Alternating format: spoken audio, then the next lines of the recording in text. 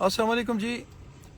میں اکثر یہ جو ہمارے اٹک حاجی شاہ روڈ ہے بلکہ اٹک کامرہ روڈ ہے، اس پہ میں اکثر کہا کرتا ہوں کہ اس پہ پراپر پروٹیکٹیڈ یوٹرن بنائیں.